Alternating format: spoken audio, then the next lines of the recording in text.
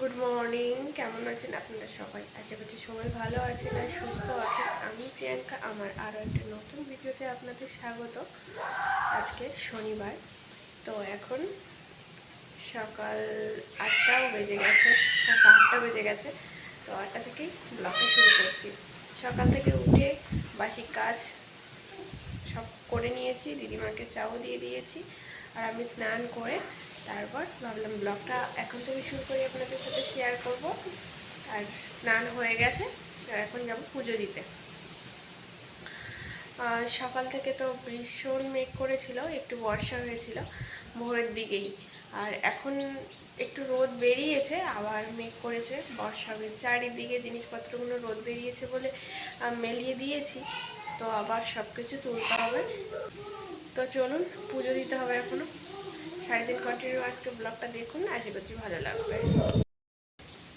কিরকম অন্ধকার হয়ে আসছে চারিদিকটা, এই পাশটা পরিষ্কার। আজকে যখন গাছে ফুল তুলতে গেছিলাম, দেখি অনেক ফুল ফুটেছে আর খুব সুন্দর করে মন্দিরটাকে সাজিয়ে দিয়েছে ফুল দিয়ে।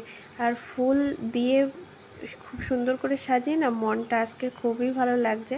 ফুল না হলে পুজো দিতে একদমই মন করে না। অন্য দিনের তুলনায় না আজকের অনেক ফুল ফুটেছে, খুব সুন্দর করে পুজো দিলাম। পুজো দিয়ে এসে আর এই যে ভাত বসিয়ে দিয়েছি, এই যে ভাত বসিয়ে দিয়েছি। এখন 9টা বেজে গেছে, তো দিদিমাকে বললাম আর সকালে কিছু খাবো না, একেবারে দুপুরে খেয়ে নেবো। তো তুমি স্নান ট্যান করে গুছিয়ে নাও, আমারও রান্নাটা কমপ্লিট হয়ে যাবে তাড়াতাড়ি। আজকে একটাই তরকারি করব।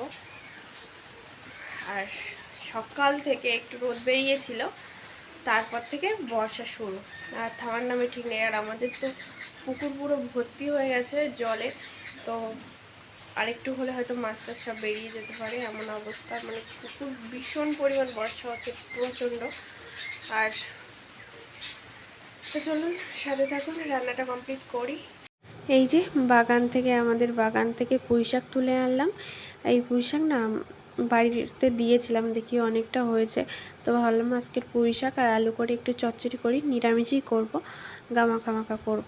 তো এই জালি জালি পাতাগুলো না সব নিয়ে নিয়েছিলাম, একদম পাতাগুলো ছিল খুব জালি। আমার রান্না তো হয়ে গেছে, আর বাবুরও এখানে স্নান করে বাবু বসে আছে, আর দিদিমা ওই যে স্নান করে মালা জপছে ওইখানে বসে বসে।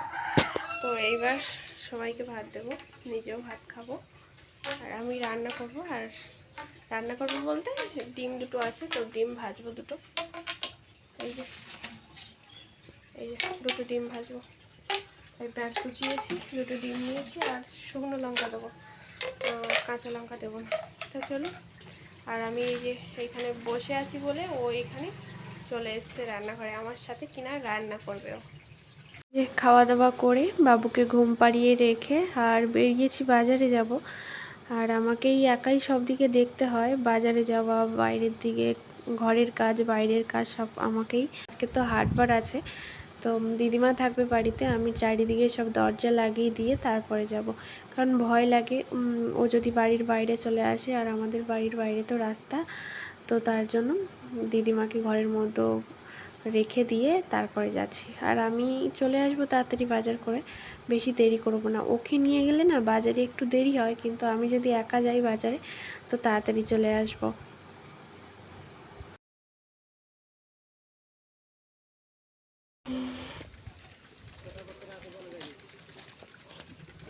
তুমি বাজার যাচ্ছ এখন, আমার বাজার হয়ে গেল তো কমপ্লিট। আর আমি এখন হেঁটে হেঁটে যাচ্ছি, ওই যে সবাই ভিতর রাস্তা দিয়ে।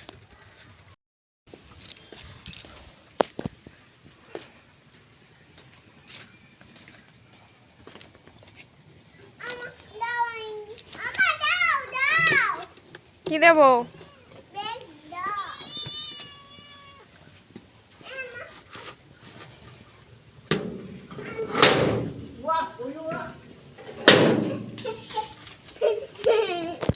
এটা কিছু না, এটা ঝিমার বালতি, ঝিমাকে দাও।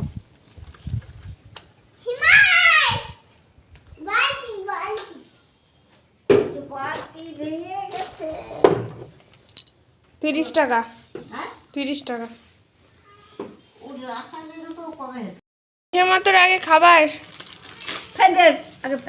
একটা পেয়ালা। এই যে বাজার তো করে নিয়ে আসলাম, আর কলা নিয়ে এসেছি, আর নিয়ে এসেছি 2 কিলো আম নিয়ে এসেছি, কারণ বাবু আর দিদিমা পছন্দ করে, আর দিদিমা বলে আমি ভাত খেতে পারি না, একটু আম হলে একটু খেতে পারে ভাত। তো তার জন্য এই যে এইগুলো কিনলাম। বাজার থেকে এসে মতন না, আগে কি রান্না করব সন্ধেবেলার সেটাই চিন্তা ভাবনা করছিলাম। দিদিমার সাথে কথা বললাম, দিদিমা বললাম যে যে কী রান্না হবে রাত্রে, তো দিদিমা বললো ডিমই রান্না কর। তো এখন ডিম সিদ্ধতে বসিয়েছি, রাত্রে আজকে ডিম রান্না করব। তো ভাবলাম সেই যখন রান্না করতে হবে তাহলে সকালটানে রান্নাটা করে নিই, আর সন্ধেবেলা কখন কারেন্ট থাকে কখন থাকে না ঠিক নেই। তো এখন দেখছি কারেন্ট আছে, বেলাও আছে, তো ভাবলাম রান্নাটা করে নিই তাড়াতাড়ি। তো চলুন, অন্ধকারটা হয়ে গেলে সন্ধেটা দেব, তারপরে এই শাড়িটা চেঞ্জ করব। আর চলুন ডিম সিদ্ধ করছি সেটা আপনাদের সাথে শেয়ার করি একবার। এই যে 3টে ডিম সিদ্ধ হচ্ছে। এই যে দিদিমার জন্য চা করলাম, দিদিমাকে চা দেব। আর বাবু তো টিভি দেখছে, বাবুকে হরলিক্স দিয়েছি, তো ওকে না জানিয়েই চাটা দেবো দিদিমাকে, কারণ ও সবসময় বাচ্চা মানুষ, সবসময় চা খেলে তো ওর পক্ষে খাওয়াটা ঠিক না। তো তার জন্য দিদিমার জন্য লিকার চা করলাম আর রেখে দেবো, সামসেটের উপরে রেখে দিদিমাকে ডাকবো। দিদিমাকে ডেকে এইখানে বসে বসে দিদিমাকে চা খেতে বলবো। আর ওই যে বাবু বসে আছে, বসে বসে টিভি দেখছে, কার্টুন দেখছে আর হরলিক্স খাচ্ছে।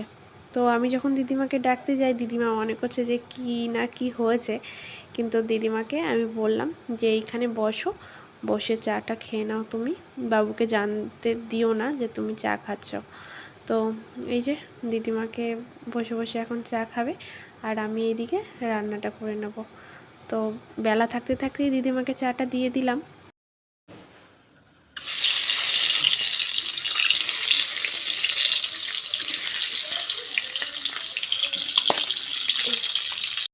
ডিমগুলো ভেজে তুলে নিয়েছি, একদম না লাল লাল করে ভেজেছি। আর আজকে শুধু দুপুরে যে তরকারিটা করছিলাম, ওই দুপুরে রাত অবধি হবে না, কারণ অল্প করেই করছিলাম, ভাবছিলাম রাত্রে তরকারি করব, তার জন্যই অল্প করে একটু করেছিলাম। তো এই যে শুধু পেঁয়াজ দিয়ে একটু ঝাল করব। প্রথমে একটু কালো জিরে তেজপাতা দিয়েছি, পেঁয়াজ রসুন আদা দিয়ে ভালো করে, কাঁচা লঙ্কা দিয়ে ভালো করে ভেজে নেবো, একদম মশলা টশলা দিয়ে একদম ভালোভাবে সব কিছু দিয়ে কষিয়ে নেবো। আর এইটা যেহেতু একটু ঝাল করছি, তো জিরে বাটা তো দিতে হবে। এই যে পুরো ভেজে নিয়েছি, আর ডিমগুলো 3টে ডিম, 3 জনের জন্য রাত্রে। তারপরে জল দিয়ে একটু ফুটিয়ে নেব, বেশি সময় তো লাগবে না, শুধু একটু ঝাল করছি। আর জিরে মরিচ দিয়ে দেবো, লবণের সময় একটু গরম মশলা দিয়ে লাগিয়ে নেব।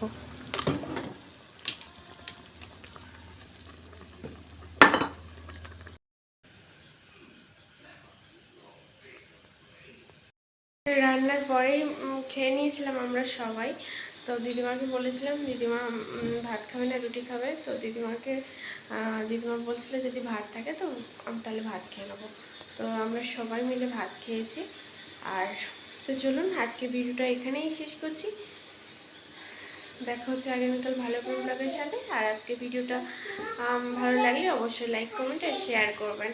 তো চলুন আজকের নিজেদের মতামত জানাবেন কমেন্টের মাধ্যমে যে ভিডিওটা আজকে কেমন হয়েছে।